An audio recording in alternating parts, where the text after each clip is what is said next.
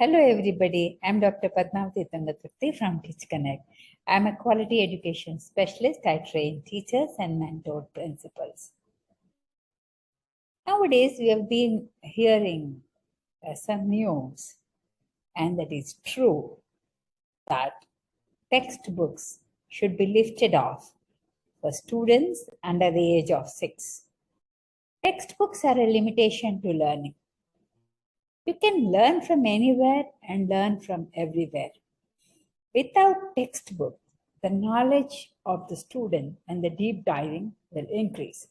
Yes, it is possible to learn without textbooks. As per Albert Einstein's quote, wisdom is not a product of schooling, but of the lifelong attempt to acquire it. We always would want to acquire learning. Whatever we teach in the school is not enough. Textbooks are definitely, they give a boundary to learn, and it's important to come back when there is less understanding about the direction of learning. It's, for example, if we have to read between the lines and learn a deep diving into the content, and if the learner is lost, be it a 4-year child or a graduation student, the scope of the subject is less visible, then there is a validity to change the direction to a more divergent learning. That means you can again reroute your learning in order to do it in another way. But the textbooks are fact-based and limited in content. A learner will be directed to limit his learning to hover around the topic which is given in the textbook. If read between the lines and between the topics, the learner will understand the area to innovate on. Without induction on the topic, if there is no content available, if there is no framework available, the concurrence on collection of resources, material, and readiness to learn more might not happen. The emotional readiness of the learner is at stake without a framework.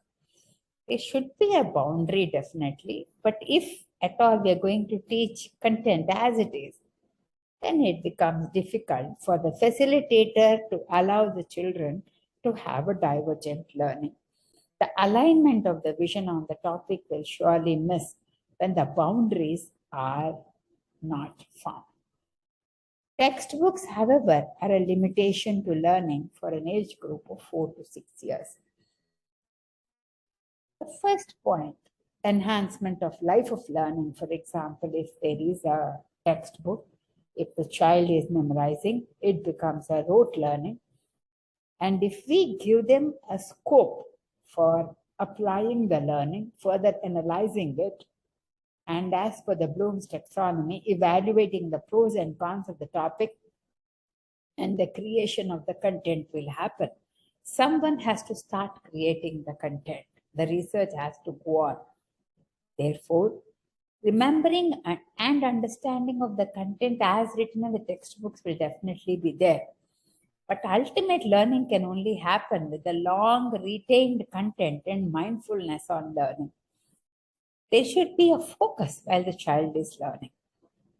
And the second point, skill-based learning. How many skills can we allow the child to do? How many skills can the child learn? As many as the facilitator allows them to learn. That's observing, drawing skills. Drawing via imagination is very important. And inferring instead of drawing static pictures, whatever are there in the textbook. Reading, understanding, and speaking in place of reading to know, just to memorize the content. Collaborating with the other children when someone else is reading in order to understand what they are reading. Procuring resources and organizing information instead of memorizing what is being informed. The teacher informs something, the child memorizes that information. If the teacher allows beyond the framework of the lesson, if the teacher allows the child to learn beyond what is being texted to them, what is being filled in the textbook, that's very important. Then The child will understand what the child can do, what the child can't do. And that is self-actualization taking place right from the age of 4 years. Now, what is self-actualization? That's point number 3. A situation will surely be there to completely unleash the potential of the child. Understanding the strengths, the weaknesses of one's own learning, the opportunities as well as the threats, as to which route the child is interested. How do we know? If we allow them to attain that self-actualization state, definitely we'll be able to allow the child to choose on the pathway. A game starts now where a learner will understand whether he is cut out for the learning or take a different course or a route. This seeding will be there when learned with the flow of mind, how the mind is allowing you to go on, and there generates inquiry-based learning. Now, inquiry-based learning is point number 4, that is taking one step at a time. When we understand one step, we go another step to take the concept one at a time. Taking time to learn will always lead to inquiry-based learning. Knowing to take a convergent path to note down the step-by-step procedure, the process of learning. Where is the child accumulating the knowledge, noting down the process and understanding that process is also equally important as the factual basis learning.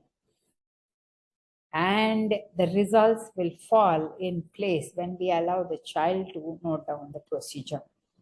And also finding a solution to a problem in place of giving more problems, allowing one solution to happen, wherein the problems level and the solution level are different. The solution level is above the problem level. And the next point is sensory-based learning. Point number 5, all 5 senses can be used to learn when you allow the child to go beyond the textbook. There is no problem of covering the syllabus. However, doing a practical activity, if the teacher is allowing an activity in the classroom, there is one activity or 2 activities, but we cannot give a menu of activities to children. With this sensory-based learning, as given by Howard Gardner in the theory of multiple intelligences, they are at stake. Different children learn different way. We should allow them to experience that sensory-based learning. When they look at the textbook, it's only the vision that is happening. And the 6th point is reading and imagination levels will improve when there is a library. Children browse the picture books, and the transacted learning will happen when the child picks up his or her own book and flips pages and looks at them and talks about the topic in collaboration. Reading is a mandatory skill whether you are a teacher, a student, a 4-year-old, or a CEO of a company. Then having a broad outlook on this textbook hand-holding, and when the national curriculum framework is in place, it is better to always follow a national curriculum rather than sticking to the rote learning. Rote learning is inevitable when we use a textbook. Thank you so much for watching my channel. Write down any 3 points in the comment box below to let me know whether you have taken the points from this video. Thank you so much. Think, like, and subscribe my video. Bye, everybody.